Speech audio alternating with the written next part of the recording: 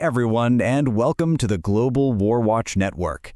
Today, we're looking at something absolutely critical happening inside the U.S. Army, a massive race to completely overhaul its artillery.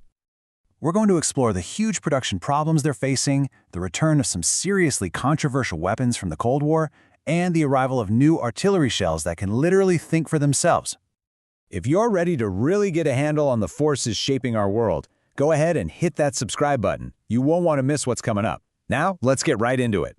So get this, the U.S. Army is planning to crank out 30,000 brand new, advanced 155mm cluster shells every single year. That is a staggering number. But it begs the question, right? Why the huge push right now? And what does this tell us about what the next big war might look like?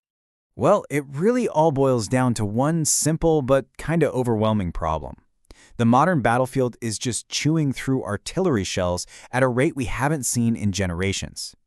And just look at these numbers. They really tell the story. Before the war in Ukraine, the U.S. was making around 14,000 shells a month.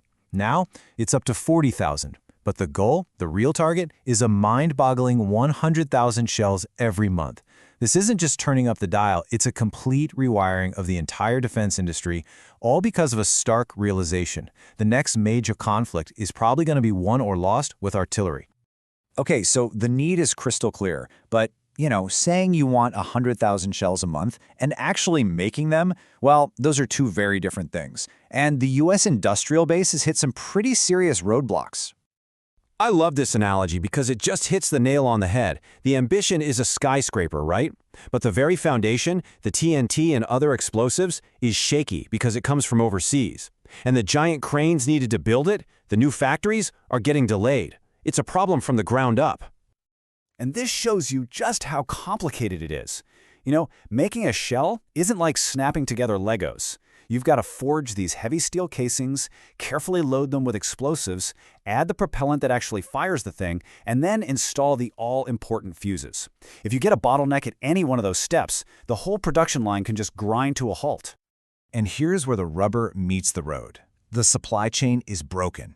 Get this, the U.S. hasn't made its own TNT since 1986. 1986! It relies on other countries. On top of that, big new factories, like one in Texas, are way behind schedule. And the result of all this? That big goal of 100,000 shells a month has now been pushed back to the spring of 2026. So what do you do when you can't build new stuff fast enough and your existing stockpiles are running low? Well, the U.S. military decided to dust off something from the back of its Cold War closet, a powerful but incredibly controversial solution. We're talking about something called DPICM, or cluster munitions, and these things present a massive dilemma. On one hand, they are brutally effective on the battlefield. On the other, they carry a huge long-term risk to civilians. To understand why they'd even consider using them, you just have to look at the raw numbers. An old Army study found that it took almost 14 standard high-explosive shells to get a single kill. With a cluster shell, it took just 1.7. That's right, they're about 8 times more lethal. Absolutely devastating. But here's the other side of that coin, and it's a dark one. Some of these older shells have a dud rate as high as 15%. That means for every shell fired, a bunch of the little bomblets inside don't go off. They just scatter across the ground and basically become active landmines, waiting for years, maybe decades. That risk is exactly why over 100 countries have signed a treaty banning them completely. But, and this is a huge but, the major players in this conflict, the US, Russia, and Ukraine, never signed that treaty. So you have this massive gap between what the world says is acceptable and what's actually happening on the ground. So all this controversy begs a really important question. Can you get the powerful effect of these weapons without the terrible humanitarian fallout? Well, the Army thinks the answer is yes.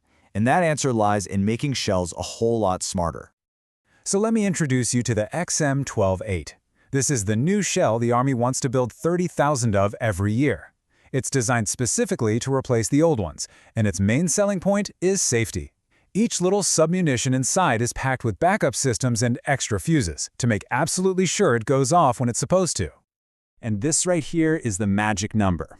The Pentagon has ordered that these new submunitions have a failure rate of less than 1%. That is a massive leap forward in technology, and it's aimed squarely at solving the unexploded bomb problem that makes the old weapons so dangerous. But wait, it doesn't stop there. The next step is something called the XM1180. This is a shell that introduces a capability that sounds like it's straight out of science fiction. We're talking about shells that can literally talk to each other in midair to coordinate their attack. I mean, just think about that. Instead of two shells accidentally wasting themselves on the same tank, they can communicate and decide to hit different targets. A single artillery strike becomes way more efficient, can cover a bigger area, and can even automatically pick out the most important enemy vehicles to destroy first. It's like setting a team of hunters with a single shot. And this really brings us to the ultimate question at the heart of all this, doesn't it? The technology is getting smarter, no doubt about it. It's more precise and more lethal than ever. But as we move from just brute force to these networked, intelligent weapons, does that actually make the battlefield safer?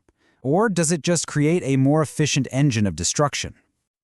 All right, that's all we have time for today. If this explainer helped you make sense of what's going on, do us a huge favor and hit that like button and share it.